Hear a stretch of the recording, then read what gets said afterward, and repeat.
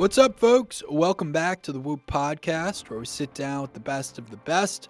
I'm your host, Will Ahmed, founder and CEO of Whoop, and we are on a mission to unlock human performance. On this week's episode, I am joined by DJ, record producer, and songwriter Zedd. He is a Grammy Award-winning artist with songs like Clarity and Beautiful Now, hitting #1 on the Billboard Top 100.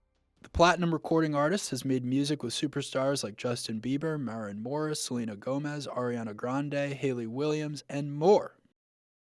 Not only is he a musical sensation, turns out he's incredibly obsessed with his health and fitness, and he's been on Whoop for quite some time. So we chat about how he uses Whoop to optimize performance. Zedd and I get into how he started with music, collaborating and making music with superstars like Lady Gaga, his creative process.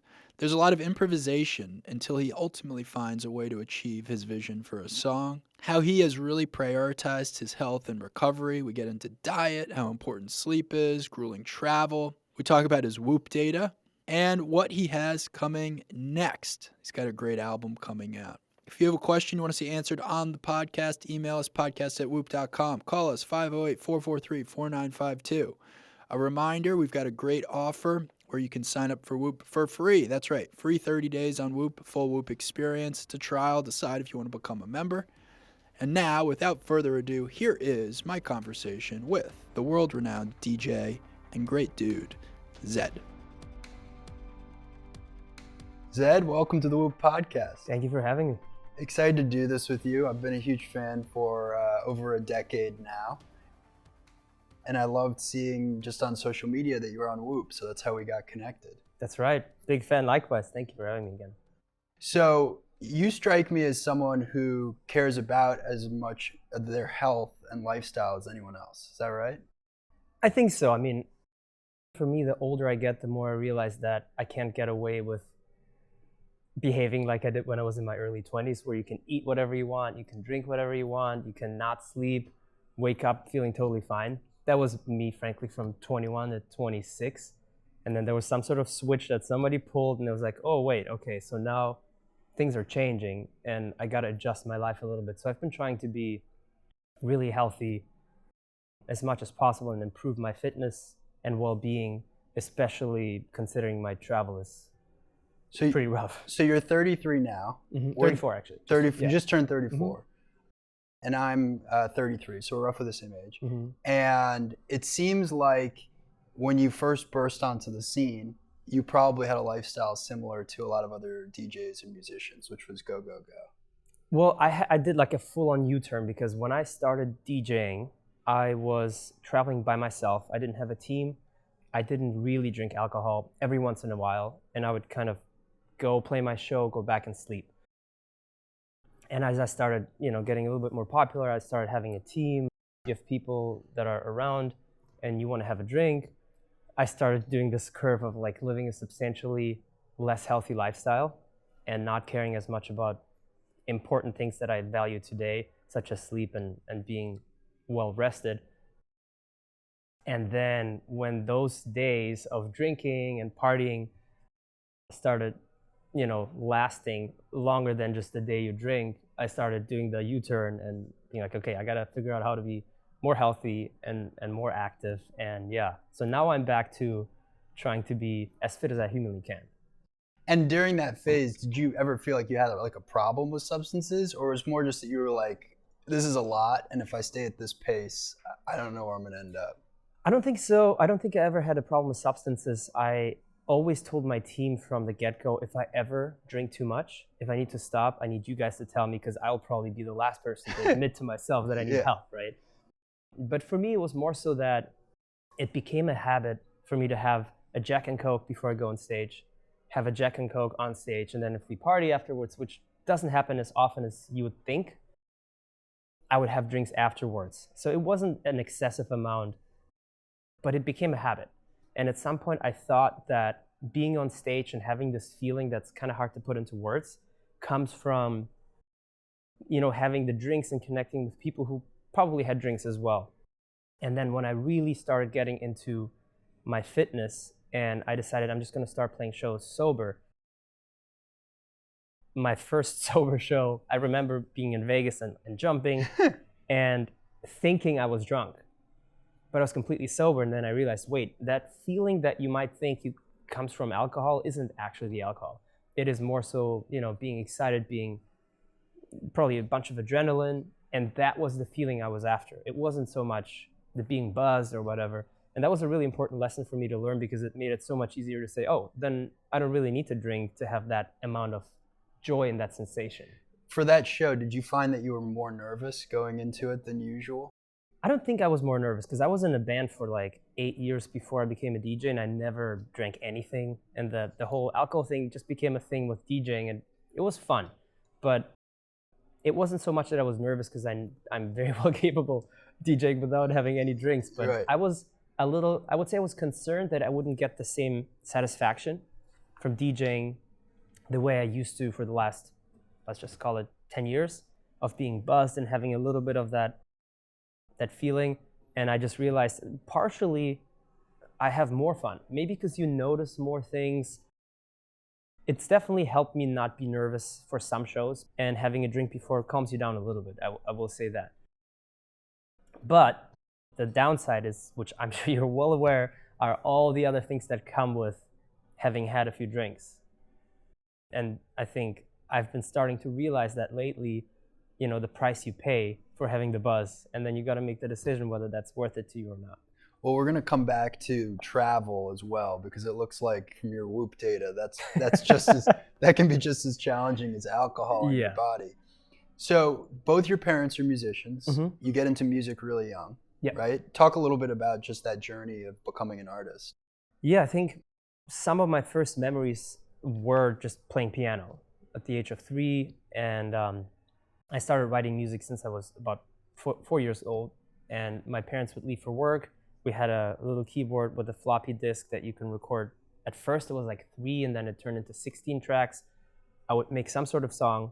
My parents would come home, they would review it and be like, oh, see how this note doesn't match with the chord? See how that drum sound doesn't fit? And I was like, okay, makes sense. Better job tomorrow. So that was my whole first life chapter.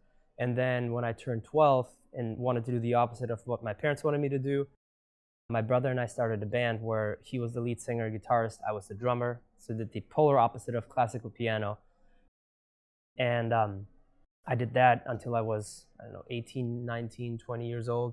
And then I started my career as Zed, which really started as a mix of joke and experiment. I didn't mean to become a DJ ever, but I wanted to know how to be good at producing electronic music. And then I juggled that a little bit, tried to do both the band and the DJ project. And at some point, there was so much interest for me as Zed that I had to drop the band and full-time pursue my career. So you're 18 years old. Where are you living at that point? In my parents' basement in a small town in Germany. Okay. And by the age of 22, you're a global phenomenon. Something like that. Things happened pretty quickly. Yeah. I think for me at that time, even my parents didn't really know what I was doing. I mean, not that I kept it secret, but I think in Germany, where I was from, nobody really cared about me as an artist. And then I got a visa to come to the United States, and I would leave and I was like, hey, I have some shows. My parents knew me from playing shows in front of 50 people with my band, but these were like 2,000, 3,000, 4,000 people. And then I would come home and I didn't even bother trying to explain what I was doing because it seemed so far apart from the world that I lived in Germany. And it became longer. At some point I was gone for 1 week, then I was touring for 2 weeks, and then I was like, hey, I'm gone for 2 months. And in my head I was like, I've never left home for more than 2 weeks at a time, and that was for vacation. Right. And then slowly but surely I think everybody in my family and friend circle realized that my career has been taking off in the States. And then when I think this was in 2011 or beginning of 2012, I got asked to help Lady Gaga work on her record, which is when I left for 3 or 4 months at a time. So I would leave for 4 months, work on her record, and in the meantime also worked on my own record because I had a bunch of time. Since she was so busy traveling, she wasn't always around, and I was sitting there. I was like, well, I guess I might as well make my own album. that's how my career really started. When I made that album, it really cemented me as an artist. And from that moment on, I got an apartment. And when I woke up in Germany and it was raining every day, and then I woke up in LA and it's beautiful, blue sky, sunshine. Yeah, it made I've me heard feel like about I that. never want to go back. So you're 21 years old Mhm. and you get a call from Lady Gaga. Yep. Was that a fairly surreal moment?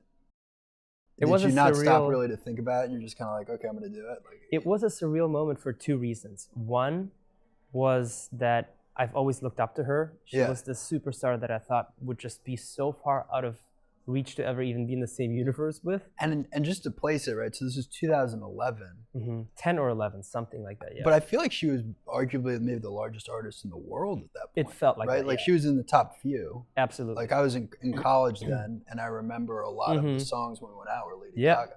Same here. I mean, Yeah. she was definitely on top of the world. And the other reason why it was surreal is because I was actually playing a little show in Germany at that exact moment, and I didn't pick up because I was on stage. And I had a missed call, and it was from Lady Gaga, and I was like, oh. So she just called you directly. She called me directly, And how did she even get your number? through my manager. There was Something some like sort that. of tie, Yeah. but I just had a missed call, and then I talked to my manager. I was like, well, Lady Gaga called you. And I was like, oh my God, I just played a show in front of, 200 people, and I missed a call from Lady Gaga. But eventually it turned around, and we finally met and ended up working together. And was it something she heard in your music that had gotten to her and she's like, that's what I'm looking for? Or like, that's... Yeah, I think there was a tiny little snippet of a song I made. It was like a 2-minute snippet of a song that wasn't even finished that I wanted her to hear. And this was like my wild imagination because I thought of her as an artist that can think beyond, what's currently popular. Right. I always thought of her as somebody who was the one step ahead of what everybody else is doing and setting the trends and setting the standards. And I felt that way about this little song I made. And in my head, I was playing out this, version of reality where she would hear that and be like, I got to work with this guy, sitting in my parents' basement. And ironically, this is sort of what happened. She finally got to hear this. And back in the day, she called Jimmy Iovine, who was he was running Interscope Records, which is the label I still am with, and told him that he has to sign me. And that's how the whole thing happened. Wow. I mean, that's like a crazy sort of like manifesting reality moment. It right? is. You're And like, I I'm going to make always- this song. Lady Gaga's going to hear it. Yeah. And it's going to go great from there. It's and not then like that I made happened. it for her, but Yeah. I just made it and I was like, wow, this would be. When she wanted to hear something I've done, I was like, well, this is a perfect example, and somehow happened to be that way. When you first started working with her and you're at that stage like where you feel like your career is about to have this inflection, did you find yourself at all getting caught up in the moment or nervous around these people, or had you just gotten so used to being an artist that you didn't think twice about it? No, it was really difficult for me at first to be in a room with somebody that I have so much respect for and working on something that is so fundamentally subjective. There is no right or wrong with music ever.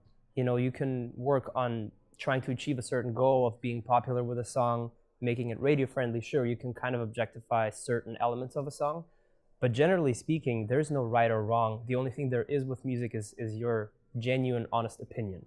And when we got in the studio, for the first time, she's like, no, I think it should be this way. It was this strange moment of being like, okay, well, anybody else sitting in that chair, I would say, I don't think so. I really think it should be this way. But sitting in front of somebody that you're respecting so much, it's really challenging to be honest at all times and be like, And be like sharp, right? Yeah. So I had to just tell myself for a second, you're going to have to be honest. There's no way around it. You're going to have to disagree sometimes. And I kind of told myself that before really pursuing that entire project. And I think we found that delicate balance between being able to challenge each other's ideas and finding the middle ground that everybody's happy with. How much do you think about when you're creating music? How much do you think about this is what it feels to me versus this is what the audience will like?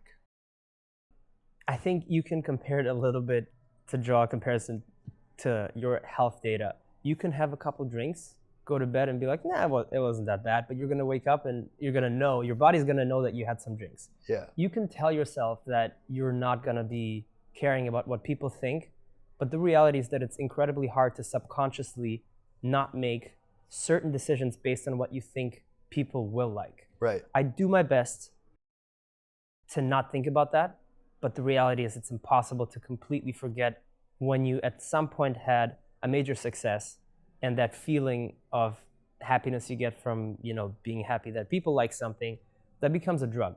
And it's very hard to completely forget about that. I'm doing my very best with this current album I'm working on to really be as honest as humanly possible. And people I've played some of the music for, they have noticed how vastly different it is from what people would consider popular music today. That can obviously go completely sideways and people will not like it, but as long as you as the artist are happy with it, I think that is mission accomplished. I read Rick Rubin's book recently, which I liked. Have you read this book? I haven't read it, but I love him. Yeah, and he talks a lot about how, as the artist, you are the first and only audience. And in like its purest form, what you put out into the world, as long as it's true to you, you can't do wrong. And then whatever happens after that, so be it. But it's like a very idealistic energy. And it's interesting for me thinking about it from the standpoint of an entrepreneur who's running a commercial business, because I think artists are on one end of the spectrum, right? Yep. And people who are only thinking in commercial terms maybe are on the other end of the spectrum, where it's all about like, did it sell, did it make money? But often innovation within a technology company happens somewhere in the middle, right? Where you're trying to have a sense for what the market needs, but you're still speaking to yourself. You're still trying to pull something out that feels true within. Right. I think with technology, it's probably similar, but I have a bunch of ideas when it comes to companies. They usually start with, I wish this existed. Right. Or I wish there was a solution for this problem. Right. Music can be quite similar. You might have this idea of there should be a song that makes you feel like this, right? It's hard to say a song that has all these notes and all these sounds and all this mixes. I think the feeling that you're craving is the song that you're trying to achieve and bring together. The tricky thing is that you have this vision in your head that you want to create a song that's going to make you feel this, or this way, or you want to implement all these different chord structures or sounds that you think will make you feel a certain way. But the reality is, when you make the song, you start building each block. You start building that house with a foundation, then you build the walls, then you build the roof, and then you hand it off to the universe, and people hear it for the first time, and if I had to put a number behind it, build their 51% of their opinion. Because you hear it for the first time, you don't like it, it's hard to change your mind. Some people can. Most people will just stick to their mind because they don't want to admit to themselves that they were wrong the first time they did or didn't like a song. And it's incredibly hard to get that first time feeling because you've never heard it for the first time. If you make the song, you hear it every step of the way, but you never get what I'm imagining. I've never worked with Rick Rubin, but I'm imagining what he's really good at is hearing something for the first time and making a judgment call on what may need to change. At least 80% of the way there. Yeah. But you as the artist hear it 1%, 2%, 3% of the way there. And by the time you hear the final product or close to it, you're already so accustomed to it, so used to it, that you might start thinking certain things are catchy that aren't actually catchy to people here for the first time. They're catchy to you because you've heard them 2 million times. When you're creating a song, do you feel like you kind of see what it's supposed to be from the beginning, and then you know that you're working towards a specific vision? Or do you feel like you're starting to play notes and certain things are catching your ear, and then you're iterating on it from there, and you're like, oh, well, what if I pulled this in? What if I pulled that in? I have pretty much two ways to approach music when I make music. One is where I just play on a piano and I just randomly play, and maybe I'll switch the sound just to get, some inspiration going. Sometimes a certain sound can inspire you to play differently, and I just improvise. And at some point, I'm going to play something, and I'll be like, ooh, this could be cool. And then I start exploring, what could I make with this chord progression or melody I just played? Could that be something that people haven't heard yet, or something that gets me excited? That's one way, which is sort of trial and error of just randomly throwing things at the wall. Right. And eventually, you're going to play something that will stick, whether you accidentally played a mistake, you're like, ooh, that mistake sounds cool, or because it just naturally came out. The other approach is sometimes people will send me vocals, and I will just skim through vocals, and I would like a vocal, and then I'm just going to loop that vocal and play chords to fit the vocal, and then I make a track around that. So two approaches. One is I make a track, and then I look for a vocal, and one is I have a vocal that doesn't have a track, and I make a track for it. It's interesting listening to you talk about the creative process, because I think in the world that I operate in, which is technology and creating companies, they kind of take two forms. And the first is a little bit like the first you described in building a song, which is like test, iterate, fail. Yep. It's like you've got some idea of a problem that you're trying to solve, but you don't know how you're going to solve it. And so you're sort of pivoting your way to the finish line. Yep. This was a very popular startup philosophy. It was called like the lean startup, which was this whole phenomenon about testing and iterating. There's another type of starting a company, which I think Whoop actually falls more under the umbrella of, which is you have just a strong opinion of what the world looks like when it works, when the technology is fulfilled, when the problem is solved. The testing and iterating are on details, but the big vision is very core to everything that you do. So in building Whoop, like I wrote a business plan 10 years ago when I was a student, and the technology that we've built today looks very similar to like what I plotted out then. Wow. So it was sort of like a straight line in terms of what the vision for the company was. But it took a lot of iteration to actually successfully build it. I see. So that makes sense. You're sort of describing the Steve Jobs version, yes, where you know exactly what you want things to be. You just need to figure out how to get there. Yeah. And so I love thinking about, analogies to other industries and especially music, because I have so much respect for what you all do. Yeah, there's a very similar way to approach music, essentially, that you know exactly what you want. You just don't know exactly which sound or mix or vocal or lyric is going to get you to feel that, right? I think the trickier part about tech is that you're so much more dependent on many other people. Totally. Right? Whether it's the developers or people who actually figure out the right components or the right structure of a product, where you can have the best idea ever and you can be a little bit unlucky and hire potentially not the best people or the right people for the job, and it's going to fail even though everything in your plan was correct. Where with music, there's a little bit less of the depending on other people, because you can pretty much, there's people who produce and sing, in which case they can do the whole thing. For me, my voice is awful. So all I can do is get everything ready, but then I still have that stage where I need to find the perfect singer to deliver the message or to change the message, which most singers want to do. They want it to be their own and they will want to change the words. But I still have that part of depending on other people, which makes me really nervous, to be honest. You've collaborated with some amazing artists. Talk a little bit about that experience. Yeah, for me, at first, when I started my career, I think I was so excited to be by myself because I came from being in a band where every decision has to be democratically decided upon, whether the hi-hat's open or closed, whether you play the crash or the ride. Everybody had to agree, at least that's how our band worked. And then I started making music by myself, and I didn't have to answer to anybody. Even my label, Interscope, were incredibly supportive of me just doing whatever I think is right, even if it's not what people want. I think that was this feeling of freedom that I really enjoyed. I can do whatever I want. I don't have to answer to anybody.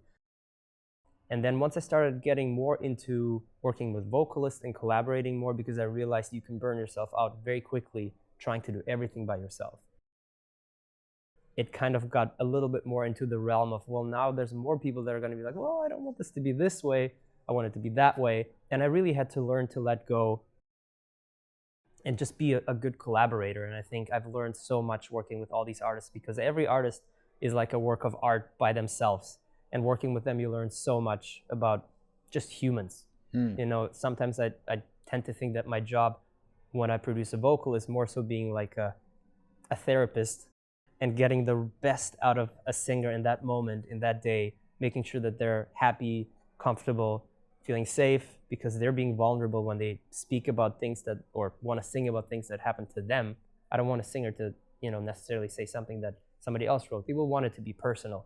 So I also just learned a lot about being good with human beings by collaborating. So I think collaborating is an essential part to developing yourself as a human, and in any career, I think collaborating sooner or later is going to be a skill that you're going to need to learn. It's an amazing thing, right, with an artist where they can sing almost the same exact thing and it can sound almost exactly the same way. Mm-hmm. But if they didn't feel it, Yeah. somehow you can feel it.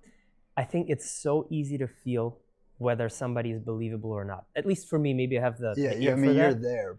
I've never said this out loud, but sometimes you'll meet an artist in the studio, you'll play the music, they hear something they're so excited about, and then they're like, I want to record this. And this happened to me 2 months ago for a song on my new album. And while you're sitting there, you basically check off the box that all the things you do today are going to be pretty much useless, because an artist can't feel the words the moment they hear the song. They can love the feeling of it, but in order to really sing a song well and mean it, you're going to need to sing it so many times until you don't have to look at your phone to see the words. You know, so the very vast majority of times this happens. We record the song, the artist then hears it a bunch of times, they fall in love with the song, and then we go back and just redo everything again, because then they really feel it. And I just went through this, and you can tell right away when somebody's looking at their phone, reading the lyrics, singing the notes, or when somebody's just singing into the microphone and pouring their emotions into it.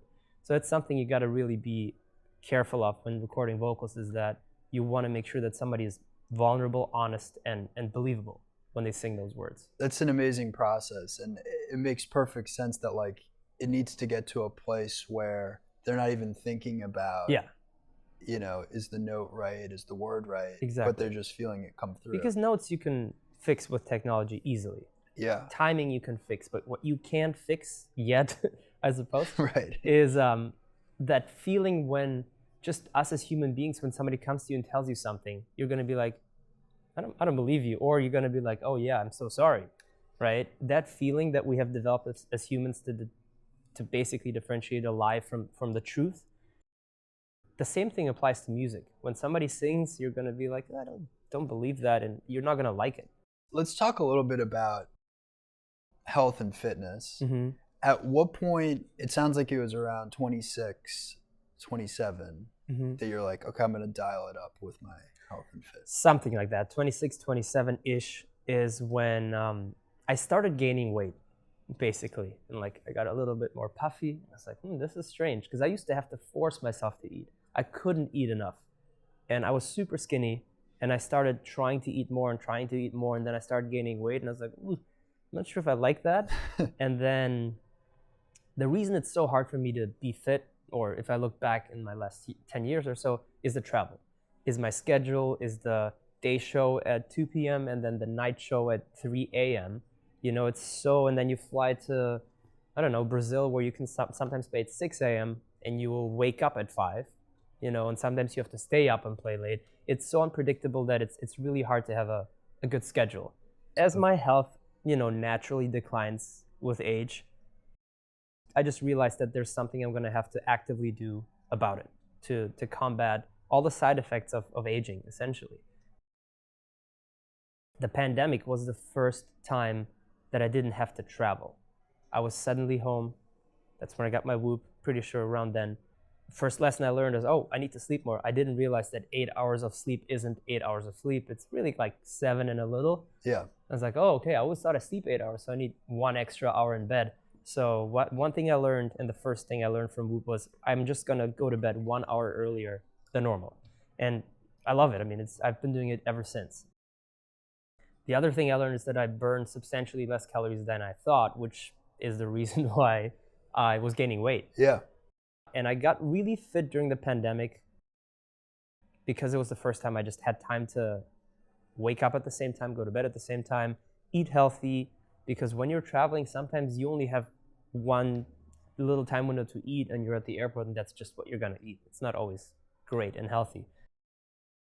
So yeah, I've been trying to dial in my fitness, I would say, since the pandemic. You shared some of your Whoop data with us, which is pretty interesting. So this is like the biggest The biggest difference in data that I'm seeing here is when you report air travel versus no air travel. Right. So, for folks listening to this, let's just appreciate how much travel affects your body, right? So, sleep performance with air travel, 70%, without 89%, right? So when you're staying in the same city, you're getting way more sleep. Your sleep consistency is 26% higher, and you're getting 7.5 hours versus 6. That's a big difference. That's a huge difference. Resting heart rate, it's in the same district, so you got a resting heart rate of 56 versus 52.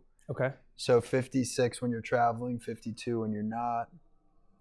And then your recovery scores are interesting. So when you're not traveling, you're at 70%.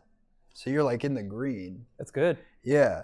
And when you do travel, 56%. So it's not like you're redlining all the time. Yeah, I combat it with a bunch of little tricks, but it's still not on the same level. Well, you're on the perfect podcast to talk about all your tricks.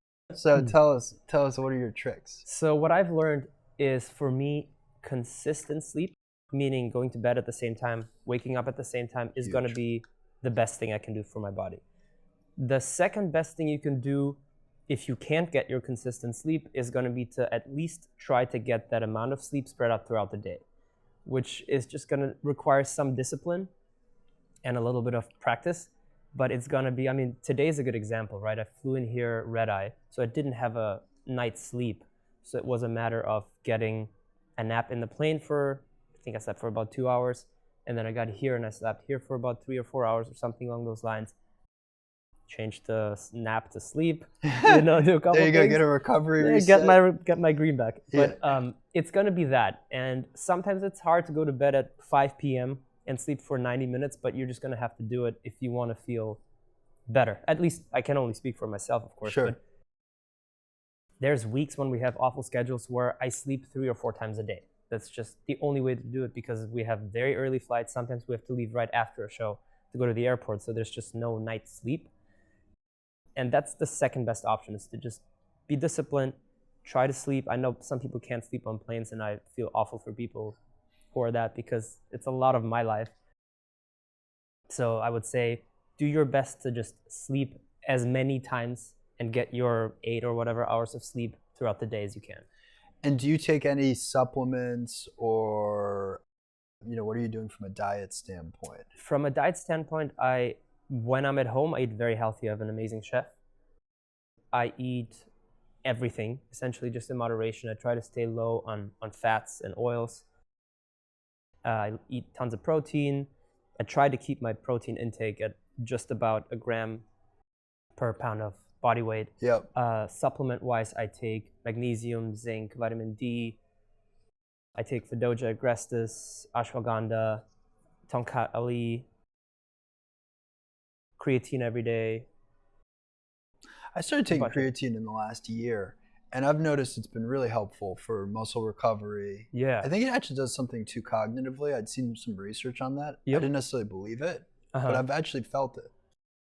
It's always hard for me to, if I can be completely transparent, I could stop taking supplements altogether and I would likely feel very similar. Yeah. I don't feel like I notice much, but I've been doing a lot of blood work and trying to optimize my health or my blood test essentially. And I've been seeing a pretty significant difference when I take and don't take them. And even the certain areas that were in the red in my blood work, I started taking more of that certain type of supplement, and all of a sudden I was in much better range.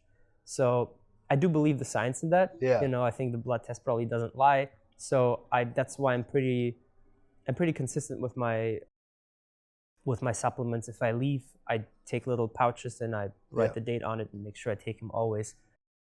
Whether creatine does something cognitively or not, I'm not sure. There's people who are much smarter who devote their lives to that. Dr. Kyle Gillette was on this podcast. Yeah. He is who put together my regimen. So I trust people who are much smarter than I am, and I blindly follow their lead in that regard. But something that actually does, that I do feel a difference is stuff like cold plunging. We talked about this briefly, but it's a habit I got into daily when I'm at home, and I do feel like that is my version of a coffee in the morning. So you'll do the cold plunge first thing in the morning? Yes, I do a cold plunge after waking up. Will you take a shower before, or you just go straight in? Go straight in. It's great. I have it outside. I do it with my trainer every day. We do 6 minutes a day. I know this is a little bit on the higher end, but it's more so of a mental challenge. I do that just to start the day with a check mark of I just did something I really didn't want to do, and everything else is probably not going to be as bad as the 6-minute cold plunge. And then I just stay out in the sun for about 10 or 15 minutes to warm up. Mm-hmm. And then I play table tennis for probably 20 minutes just to get my heart rate going. And then I do my workout, and then after I do my cardio, and then I essentially start my day. That must be a pretty good table tennis session. I love it. Oh yeah. I might log it. You know everything about me. I can't hide anything from you, but yeah, we go pretty hard. So I love that point though. You do something super hard in the morning, cold plunge, first thing. Day's downhill from there. Yep. I think it's an important theme for people who are putting themselves under stress or have to perform at a high level. Like you, obviously, you're performing in front of tens of thousands of people. But it's like if you bring stress to yourself and you tame it, the way you probably feel all of a sudden in front of a crowd is even easier. I think it helps on so many levels. And I should probably mention that I really hate cold water. I was the same way, by the way. I totally hated cold water, got into cold showers, got into cold plunges, love it. You do both? Yeah. I mean, in Boston, cold showers are very cold. I see. So I start most of my days with freezing cold showers. Wow. And that, I think, is a similar phenomenon to what you described. I'm pretty bad with cold showers. Yeah. It's obviously not quite as cold as a cold plunge, but it's somehow worse to me. Yeah. And I know, as far as I understand, the data shows that cold showers are great, but a full immersion up to the neck is technically better. It does more for you. And I mind it less, in a sense. So I would rather just go all the way and do the cold plunge, and then, like you said, start the day with a success. Do you ever do sauna or steam shower, anything like that? I just got a sauna, actually. Okay. So this is just a very new thing for me, but I'm planning on doing it weekly, making Wednesday my sort of recovery day and day off, and spending quite a bit of time in the sauna. I've heard about this study from Finland that said if you spend 2 hours in one single day in the sauna, spread across 4 sessions, that's supposed to be really good for you and help your metabolism and your testosterone. So you'll do 2 hours in a single day? Yes, once a week. But not all at once? Well, it will be 4 sessions of 30 minutes, roughly. And I'm sure you can probably build your tolerance up, because I'm not very good at, being able to do that. I've tried it twice so far, and I was only able to do like 20, 22 minutes each time. But my goal is to work my way up to doing 2 hours 1 day a week, spread across 4 sessions that day, and just do Wednesday as a full recovery day, massage, sauna. I do cold plunges in between. I actually quite like that feeling. By the way, it's hard to be down about anything after you do that, right? Yeah. It's a rough one. But you come out of it like euphoric, I feel like. The times I've gone back and forth, there's just like a natural high for me. Absolutely. I mean, I get a little bit dizzy, which I'm not sure where on the scale of okay and not okay that is, but I do like that feeling. And I do feel like honestly, it is like a workout. Yeah. At that point, it's definitely not, it's nice and warm and it's nice and cold. It's a workout. Have you noticed it on the stress monitor on Whoop? I actually haven't. So you should add it when you do it, like add it as an activity. Okay. And what's cool is you can see your stress over the course of the period, and you probably start at a fairly low stress level, and I bet by the end you're at 3. It's like really intense. Wow. Yeah, I actually haven't tried that yet, especially because the sauna is such a new addition for me, but it's something I'm planning to do regularly, ideally once a week. You said downstairs that you're really good at paying attention to your heart rate because it's what you do for a living. Yeah. What exactly does that mean? It just means that when I measure my pulse, when I get that whatever beat that is, I can almost instantly connect it to a song that I know, and I know the BPMs of all songs that I play, because as a DJ, you kind of need to know what you're mixing.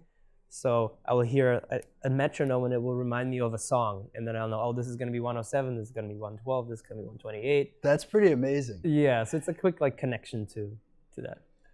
That's a cool trick. Which probably doesn't always work because with adrenaline, you feel like everything is slow on stage. Like sometimes when I'm incredibly nervous, like a Coachella or something like that, you have this feeling of genuinely feeling that the music is playing in slow motion.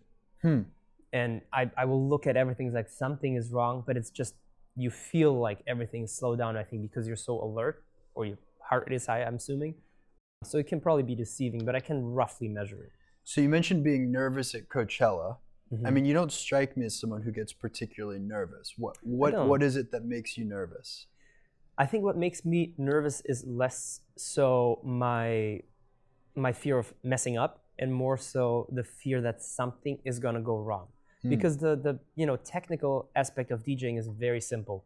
You do all the transitions in between each songs, and there's between 20 and 40, 50 songs in a set. So there's not that many moments you can mess up compared to, let's just say, being a drummer, and every single hit your stick could break, and then there's a question of where's the closest stick, next right? stick? So it's not that it's the hardest thing in the world, but there's so many things linked to it. Every single show we play, the question is, do we have certain lasers on one song? Do we have fireworks on one song? If I decide to skip a song, am I messing up the cue list of all the fireworks? Am I gonna forget something? So I'm more so concerned that something like that's gonna happen, or that somebody's gonna accidentally bump a cable and something unplugs. All of that has happened in the past, and all of a sudden the music stops, but my monitors work, and I think everything's fine, and I just look at everybody, and everybody's looking weird at me, and I'm not understanding why. Oh, that's probably a horrible feeling. Yeah, and then you turn down your booth, and you realize there's nothing out there, and you're like, oh, how long have I been making a fool out of myself out here? But yeah, those are the things that I'm mostly nervous about. What's your take, right? I mean, you seem like someone who's very tapped into culture and tech and all of these things. What's your take on AI right now, and this idea of artists being able to be replicated, and AI as a music source? Personally, without speaking on what kind of effect it will have on everybody, I am excited about it. I think it will enable me to spend less time on the things that I don't want to waste time on. And it's gonna enable me to do things that I wasn't able to do before. For example, I mean, this is just, I've never done it, but this is something I'm planning on doing. Let's just say I have a song and I want to have an artist on it. The way I've done it my entire life is I would get it ready, have somebody sing a demo, send it to the artist and be like, hey, would you be interested in singing this song? Okay. Sometimes they hear different voice and they're like, yeah, I don't like this. But what if I sent that song and it was already their voice?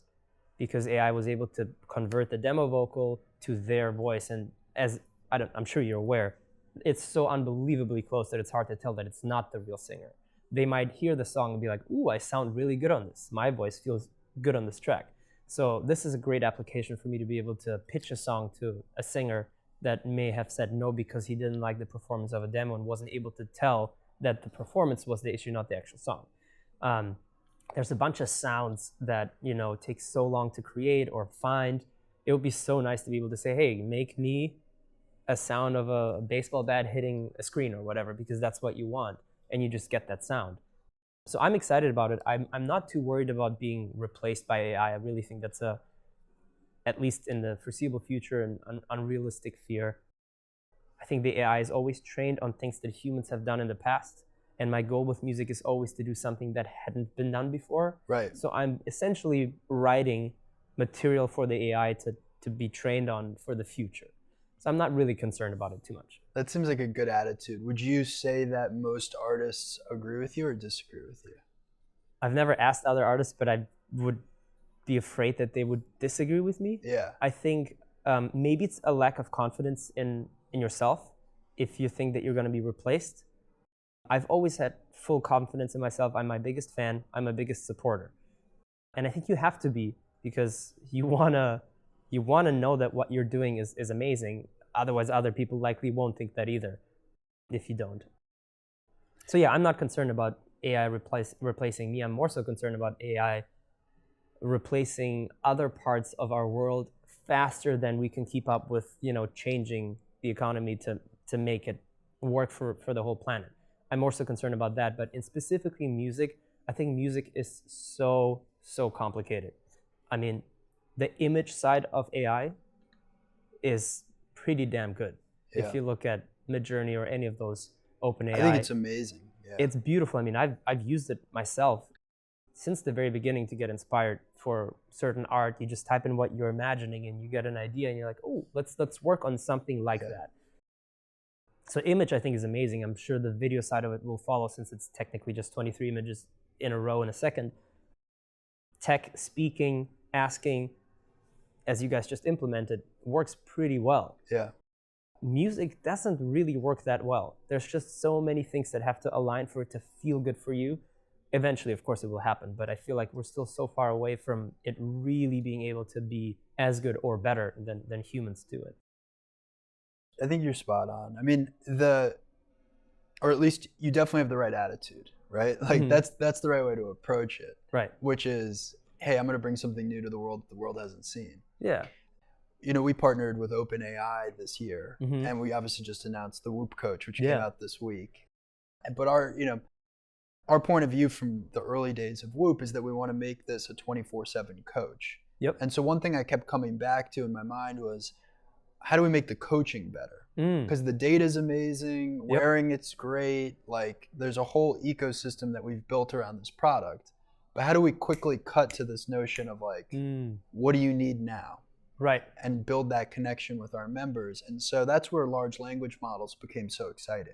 Oh yeah, it's amazing. Yeah. Have you played with the Whoop Coach yet? I just did it once, and it suggested me to look up my sleep performance compared to other people in my age group. Yeah. My sleep performance was shockingly good. Yeah.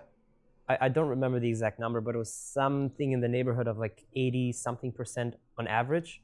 And that must include all the nights where I don't get any sleep at all. Right. So I was kind of surprised. So you're feeling good about yourself then. I feel pretty good. I mean, to get 84% on average, I mean, what yours must be? Mine's not quite that high. Oh, really? Yeah. Okay. I would say I'm closer to 75. Okay, which is probably still pretty good. Yeah, it's pretty good. I mean, I work a lot, I travel. Right. I think I'm probably still optimizing my life more to be a great CEO than a great human. You know what I mean? So I'll still do red eyes and things like that, and I'll still stay up late working. But yeah, it's something I'm always working on too. Right, always room to improve. But yeah, I actually haven't figured out how to use the AI in Whoop to my advantage yet. Just because I feel like it's only a few days old. Yeah, I mean, start asking it questions that occur to you, like around cold plunge or around sauna or around. There's no limits, right? No, you can ask it anything. I mean, for me, the jet-like part will be interesting. Yeah. To figure out what the best time is. I mean, there's probably math, right? There's certain apps you can use, but it would be nice to not have an extra app on the phone. Right. Well, we do want to ultimately be this home of your health and fitness, right? Yep. So you import a lot of your data, and then you can ask Whoop anything about your life, and then it'll be able to source through all this data and give you. That's really awesome. Yeah. Yeah, I really like that. Yeah. Do you know if it recalls, because I think we talked about this at some point, but obviously it records how many minutes you've spent in each zone internally, even though it's like not particularly showing it. But could I ask it how many minutes I've spent in zone 2 today, this week, this month? Yeah. Okay, well, see, that's a really good question to like always ask, because at least for people who want to have spent enough time in zone 2 per week to like know, should I go on another walk or? That's right. Like, you can ask it an unstructured question like that you otherwise might not find in a graph. Right. Right. That's cool. That's awesome. And then I imagine pretty soon you'll be able to ask it a question like that and say, please graph it for me. Oh. Right. So, that'd be amazing. Yeah. So what if you wanted to graph like zone 2 minutes per week over the last 4 weeks? I don't know. I'm making this up. I really like this. But that's the kind of, that's where it'll go quickly, where it's like at your fingertips, you have access to all this information. I just did a EKG like 2 weeks ago, and my resting heart rate was below 50, which flags it as abnormal. Right. And the lady asked me, what's your resting heart rate? And honestly, it's not a number I have been focusing on as much, because I've been kind of looking at getting my HRV up. It would have been a perfect moment to ask because I didn't know my average. Yeah, it looks like it's around 52. I think it's pretty decent. That's very good. Yeah. Resting heart rate is one of my better statistics. I'm like around 45, 46. Wow. So that's good. Abnormal, according to the EKG. Well, it's not necessarily abnormal if you're in your 30s and you exercise and this and that. I feel like some of medicine is like... a little behind? Yeah. Yeah, that's what I thought too. Yeah. So What's next for you? It sounds like you've got a big album coming out. Yes, so the album is definitely my big project. My last album came out in 2015, which is a shockingly long time ago. Wow. Obviously, I've done a bunch of singles in between because the world has changed and people wanted to have faster access to new music. So the model of an album was just not the one. But the one thing I have been missing is to be able to tell a longer, bigger story and include songs that if I released as a single song, people would judge me for, but in context of a larger body of work, make a lot more sense. So I've been working on this album for quite some time. I pretty much restarted the entire album process once after the pandemic because I was so uninspired and sitting at home, not playing shows, not even knowing when I could play another show. It was like, who am I making this music for, and what purpose does it serve? But that's my big project. I'm not sure if I'm going to release a song before the album is done. So I'm focusing on obviously playing my shows, getting healthy, getting fit, and finishing this album. And then next year, tons of touring that will come with the new album.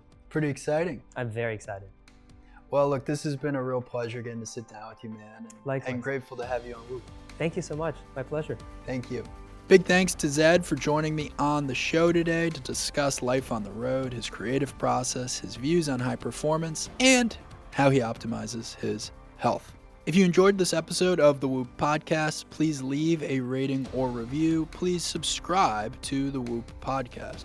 You can check us out on social, at Whoop, at Will Ahmed. If you have a question you want to see answered on the podcast, email us, podcastwhoop.com. Call us, 508-443-4952. We'll answer your questions on a future episode. If you're thinking about joining Whoop, this is the best time ever because you can now sign up for free for 30 days. That's right, a free trial. It's the full membership experience, and you can decide at the end of 30 days whether you want to become a member. New members can also use the code WILL to get a $60 credit on Whoop accessories. That's just WILL at checkout. All right, folks, that's a wrap. Thank you all for listening. We'll catch you next week on the Whoop Podcast. As always, stay healthy and stay in the green.